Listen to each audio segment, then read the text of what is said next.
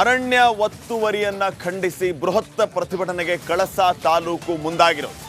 ಅರಣ್ಯ ಒತ್ತುವರಿ ವಿಚಾರಕ್ಕೆ ಸಂಬಂಧಪಟ್ಟಂತೆ ಈಗಾಗಲೇ ಮೊದಲಿನಿಂದನೂ ಆಕ್ರೋಶ ವ್ಯಕ್ತವಾಗ್ತಾ ಇತ್ತು. ಈಗ ತಾಲೂಕಾ ಬಂದ್ಗೆ ಕರೆ ನೀಡಿರೋದು. ಅಂಗಡಿ ಮುಂಗಟ್ಟು ಮುಚ್ಚಿ ಬಂದ್ಗೆ ವರ್ತಕರು ಬೆಂಬಲವನ್ನು ವ್ಯಕ್ತಪಡಿಸಿದ್ದಾರೆ. ಅರಣ್ಯ ಒತ್ತುವರಿ ತೆರವು ಖಂಡಿಸಿ ಕಳಸ ತಾಲೂಕು ಬಂದ್. ಅಂಗಡಿ ಮುಂಗಟ್ಟು ಮುಚ್ಚಿ ಬಂದ್ಗೆ ವರ್ತಕರು ಬೆಂಬಲವನ್ನು ವ್ಯಕ್ತಪಡಿಸಿದ್ದಾರೆ. ರೈತರ ಹೋರಾಟಕ್ಕೆ ಕನ್ನಡ ದಲಿತ ಸಂಘಟನೆಗಳು ಸಾಥ್ ನೀಡಿವೆ. ತಾಲೂಕು ಒತ್ತುವರಿ ಹೋರಾಟ ಸಮಿತಿ ನೇತೃತ್ವದಲ್ಲಿ ಈ ಹೋರಾಟ ನಡೀತಾ ಇರೋದು.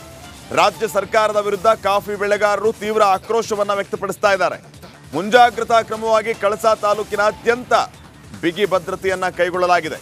ಅರಣ್ಯ ಒತ್ತುವರಿ ತೆರವನ್ನು ಖಂಡಿಸಿ ಕಳಸ ತಾಲೂಕಿನಲ್ಲಿ ದೊಡ್ಡ ಪ್ರಮಾಣದಲ್ಲಿ ಪ್ರತಿಭಟನೆಗೆ ಇಳಿದಿದ್ದಾರೆ. ರೈತರ ಹೋರಾಟಕ್ಕೆ ಕನ್ನಡ ದಲಿತ ಸಂಘಟನೆಗಳು ಕೂಡ ಸಾಥ್ ನೀಡಿವೆ. ತಾಲೂಕು ಒತ್ತುವರಿ ಹೋರಾಟ ಸಮಿತಿ ನೇತೃತ್ವದಲ್ಲಿ ಈ ಹೋರಾಟ ನಡೀತಾ ಇರೋದು. ರಾಜ್ಯ ಸರ್ಕಾರದ ವಿರುದ್ಧ ಕಾಫಿ ಬೆಳೆಗಾರರು ತೀವ್ರ ಆಕ್ರೋಶವನ್ನು ವ್ಯಕ್ತಪಡಿಸ್ತಾ ಇದ್ದಾರೆ.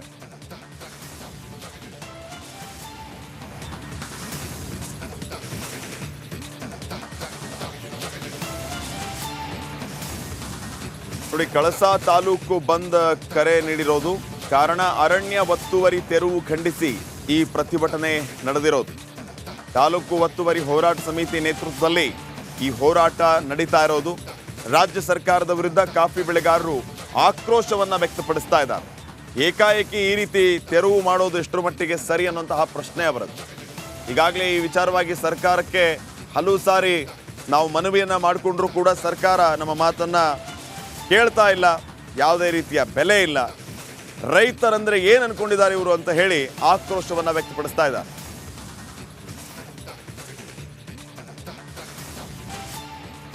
ಅರಣ್ಯ ಒತ್ತುವರಿಯನ್ನ ಖಂಡಿಸಿ ಬೃಹತ್ ಪ್ರತಿಭಟನೆಗೆ ಕಳಸ ತಾಲೂಕು ಮುಂದಾಗಿರೋದು. ಅರಣ್ಯ ಒತ್ತುವರಿ ವಿಚಾರಕ್ಕೆ ಸಂಬಂಧಪಟ್ಟಂತೆ ಈಗಾಗಲೇ ಮೊದಲಿನಿಂದನೂ ಆಕ್ರೋಶ ವ್ಯಕ್ತವಾಗ್ತಾ ಇತ್ತು. ಈಗ ತಾಲೂಕಾ ಬಂದ್ಗೆ ಕರೆ ನೀಡಿರೋದು. ಅಂಗಡಿ ಮುಂಗಟ್ಟು ಮುಚ್ಚಿ ಬಂದ್ಗೆ ವರ್ತಕರು ಬೆಂಬಲವನ್ನು ವ್ಯಕ್ತಪಡಿಸಿದ್ದಾರೆ. ಅರಣ್ಯ ಒತ್ತುವರಿ ತೆರವು ಖಂಡಿಸಿ ಕಳಸ ತಾಲೂಕು ಬಂದ್. ಅಂಗಡಿ ಮುಂಗಟ್ಟು ಮುಚ್ಚಿ ಬಂದ್ಗೆ ವರ್ತಕರು ಬೆಂಬಲವನ್ನು ವ್ಯಕ್ತಪಡಿಸಿದ್ದಾರೆ. ರೈತರ ಹೋರಾಟಕ್ಕೆ ಕನ್ನಡ ದಲಿತ ಸಂಘಟನೆಗಳು ಸಾಥ್ ನೀಡಿವೆ. ತಾಲೂಕು ಒತ್ತುವರಿ ಹೋರಾಟ ಸಮಿತಿ ನೇತೃತ್ವದಲ್ಲಿ ಈ ಹೋರಾಟ ನಡೀತಾ ಇರೋದು. ರಾಜ್ಯ ಸರ್ಕಾರದ ವಿರುದ್ಧ ಕಾಫಿ ಬೆಳೆಗಾರರು ತೀವ್ರ ಆಕ್ರೋಶವನ್ನು ವ್ಯಕ್ತಪಡಿಸ್ತಾ ಇದ್ದಾರೆ. ಮುಂಜಾಗ್ರತಾ ಕ್ರಮವಾಗಿ ಕಳಸ ತಾಲೂಕಿನಾದ್ಯಂತ ಬಿಗಿ ಭದ್ರತೆಯನ್ನ ಕೈಗೊಳ್ಳಲಾಗಿದೆ. ಅರಣ್ಯ ಒತ್ತುವರಿ ತೆರವನ್ನು ಖಂಡಿಸಿ ಕಳಸ ತಾಲೂಕಿನಲ್ಲಿ ದೊಡ್ಡ ಪ್ರಮಾಣದಲ್ಲಿ ಪ್ರತಿಭಟನೆಗೆ ಇಳಿದಿದ್ದಾರೆ. ರೈತರ ಹೋರಾಟಕ್ಕೆ ಕನ್ನಡ ದಲಿತ ಸಂಘಟನೆಗಳು ಕೂಡ ಸಾಥ್ ನೀಡಿವೆ. ತಾಲೂಕು ಒತ್ತುವರಿ ಹೋರಾಟ ಸಮಿತಿ ನೇತೃತ್ವದಲ್ಲಿ ಈ ಹೋರಾಟ ನಡೀತಾ ಇರೋದು. ರಾಜ್ಯ ಸರ್ಕಾರದ ವಿರುದ್ಧ ಕಾಫಿ ಬೆಳೆಗಾರರು ತೀವ್ರ ಆಕ್ರೋಶವನ್ನು ವ್ಯಕ್ತಪಡಿಸ್ತಾ ಇದ್ದಾರೆ.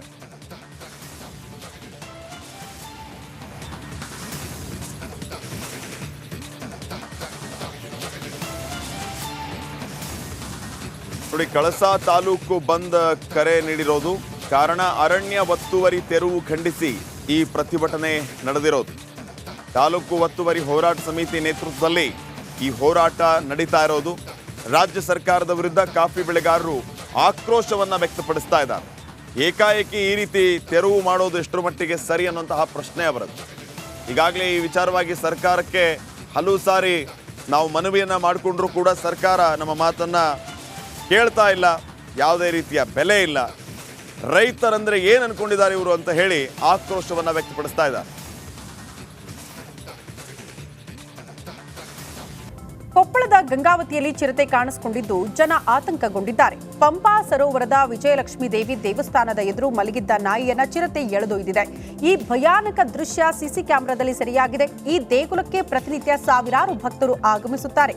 ಈಗ ಚಿರತೆ ಓಡಾಟದಿಂದ ಭಕ್ತರಲ್ಲಿ ಆತಂಕ ಶುರುವಾಗಿದೆ.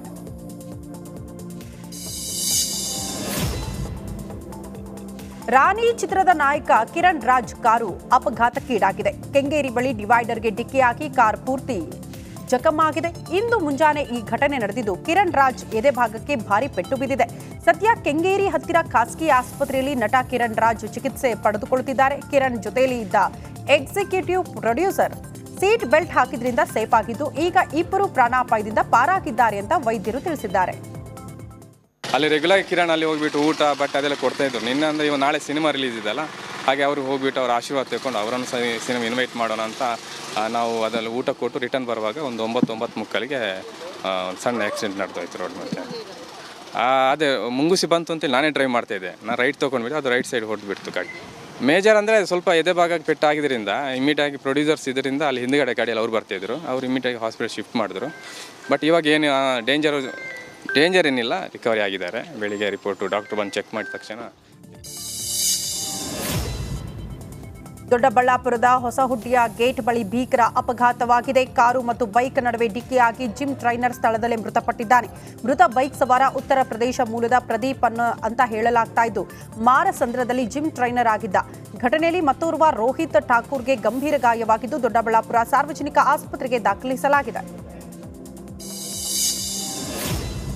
ಸಿಲಿಕಾನ್ ಸಿಟಿ ಬೆಂಗಳೂರಿನಲ್ಲಿ ಪುಂಡರ ಪುಂಡಾಟ ಮಿತಿ ಮೀರಿಬಿಟ್ಟಿದೆ. ಪಾರ್ಕ್ನಲ್ಲಿ ಮಹಿಳೆಯರು ವಾಕಿಂಗ್ ಮಾಡುವ ವೇಳೆ ಹಿಂಬದಿಯಿಂದ ಕಿರಿಕ್ ಮಾಡಿ ಎಸ್ಕೇಪ್ ಆಗ್ತಿದ್ದ ಆರೋಪಿ ಪಾಂಡು ದೊರೈ ಅರೆಸ್ಟ್ ಆಗಿದ್ದಾನೆ. ಯುವತಿಯ ಸಂಬಂಧಿ ಪಾಂಡು ದೊರೈನನ್ನ ಬೈಕ್ನಲ್ಲಿ ಚೇಸ್ ಮಾಡಿದ ವಿಡಿಯೋ ಆಧರಿಸಿ ಚನ್ನಮ್ಮನಕೆರೆ ಅಚ್ಚುಕಟ್ಟು ಠಾಣೆಯ ಪೊಲೀಸರು ಆರೋಪಿಯನ್ನ ಬಂಧಿಸಿದ್ದಾರೆ.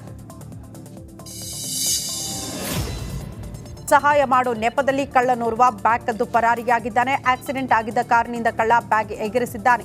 ಯಶವಂತಪುರ ಠಾಣೆ ವ್ಯಾಪ್ತಿಯ ಕಂಠೀರವ ಸ್ಟುಡಿಯೋ ಸಮೀಪದ ಮುಖ್ಯ ರಸ್ತೆಯಲ್ಲಿ ಈ ಘಟನೆ ನಡೆದಿದೆ. ಕಾರು ನಿಯಂತ್ರಣ ತಪ್ಪಿ ಡಿವೈಡರ್ಗೆ ಡಿಕ್ಕಿಯಾಗಿದೆ. ಆ ವೇಳೆ ಕಾರಿನಲ್ಲಿದ್ದವರ ಸಹಾಯಕ್ಕೆ ಬಂದ ವ್ಯಕ್ತಿ 5,000 ನಗದು, ಕೆಲ ಮಹತ್ವದ ದಾಖಲೆ ಇದ್ದ ಬ್ಯಾಗ್ ಕದ್ದು ವ್ಯಕ್ತಿ ಪರಾರಿಯಾಗಿದ್ದಾನೆ. ತೆಂಗಿನಕಾಯಿ ಕೀಳುವಾಗ ವಿದ್ಯುತ್ ತಗುಲಿ ಕೂಲಿ ಕಾರ್ಮಿಕ ಸ್ಥಳದಲ್ಲೇ ಮೃತಪಟ್ಟಿದ್ದಾನೆ. ತುಮಕೂರಿನ ಮಲ್ಲಸಂದ್ರ ಬಳಿಯ ಅದಲಾಪುರ ಗ್ರಾಮದಲ್ಲಿ ಈ ದುರ್ಘಟನೆ ಸಂಭವಿಸಿದೆ. 24 ವರ್ಷದ ಮದನ್ ಎಂಬ ಕೂಲಿ ಕಾರ್ಮಿಕ ಬಲಿಯಾಗಿದ್ದಾರೆ. ಸದ್ಯ ಸ್ಥಳಕ್ಕೆ ತುಮಕೂರು ಗ್ರಾಮಾಂತರ ಠಾಣೆಯ ಪೊಲೀಸರು ಭೇಟಿ ನೀಡಿ ಪರಿಶೀಲನೆ ನಡೆಸಿದ್ದಾರೆ. ಜೊತೆಗೆ ಈ ಘಟನೆ ಸಂಬಂಧ ತುಮಕೂರು ಗ್ರಾಮಾಂತರ ಪೊಲೀಸ್ ಠಾಣೆಯಲ್ಲಿ ಪ್ರಕರಣ ಕೂಡ ದಾಖಲಾಗಿದೆ. ರಾಜ್ಯ ಸರ್ಕಾರದ ವಿರುದ್ಧ ಶಾಸಕ ದರ್ಶನ್ ಪುಟ್ಟಣ್ಣಯ್ಯ ಅಸಮಾಧಾನ ಹೊರಹಾಕಿದ್ದಾರೆ. ರಾಜ್ಯ ಸರ್ಕಾರದ ಬೊಕ್ಕಸದಲ್ಲಿ ಹಣವಿಲ್ಲ, ಅಭಿವೃದ್ಧಿ ಕೆಲಸಗಳಿಗೆ ಅನುದಾನ ಸಿಗ್ತಾ ಇಲ್ಲ ಅಂತ ಕಾಂಗ್ರೆಸ್ ಬೆಂಬಲಿತ ಶಾಸಕ ಕಿಡಿಕಾರಿದ್ದಾರೆ. ಮೇಲುಕೋಟೆ ಕ್ಷೇತ್ರದ ಶಾಸಕರಾಗಿರುವ ದರ್ಶನ್ ಪುಟ್ಟಣ್ಣಯ್ಯ ರಸ್ತೆ ಆಗಿಲ್ಲ, ಚರಂಡಿ ಆಗಲಿಲ್ಲ, ಚುನಾವಣೆ ಗೆದ್ದು 1.5 ವರ್ಷ ಆಯಿತು, ಏನು ಮಾಡಿಲ್ಲ ಅಂತ ಜನ ಆಕ್ರೋಶ ವ್ಯಕ್ತಪಡಿಸುತ್ತಿದ್ದಾರೆ ಅಂತ ದರ್ಶನ್ ಪುಟ್ಟಣ್ಣಯ್ಯ ಮಾತನಾಡಿದ್ದಾರೆ. ನಾವು ಅನ್ಕೊಂಡಿದ್ದಷ್ಟು ಮಟ್ಟಕ್ಕೆ ಫಂಡ್ಸ್ ಬರುತ್ತೆ ಅಂತ ಅಂದ್ಕೊಂಡಿದ್ದಷ್ಟಕ್ಕೆ ಬಂದಿಲ್ಲ. ಈಗ ಡೆವಲಪ್ಮೆಂಟ್ ಆಗೋಕ್ಕೆ ಸುಮಾರು ಇಶ್ಯೂಸ್ ಆಯ್ತೈತೆ. ಯಾಕೆಂದರೆ ಡೆವಲಪ್ಮೆಂಟು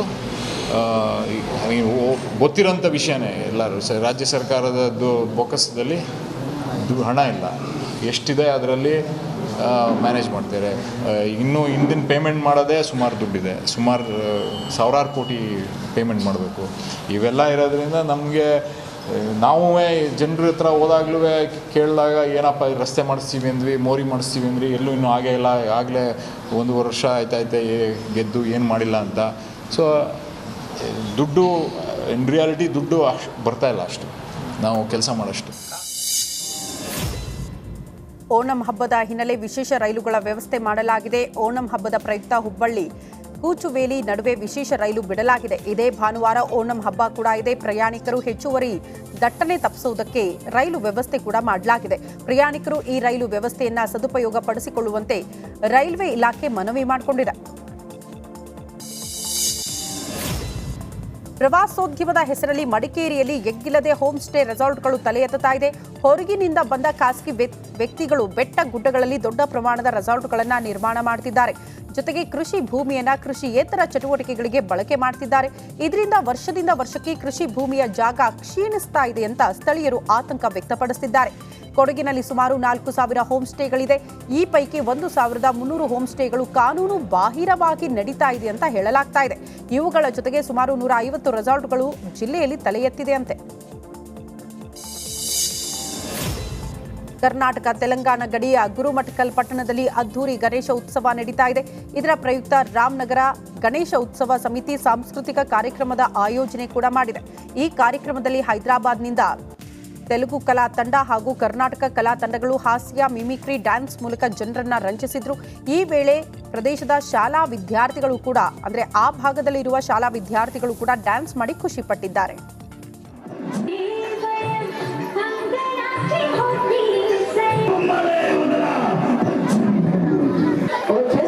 చేస్తా అన్నట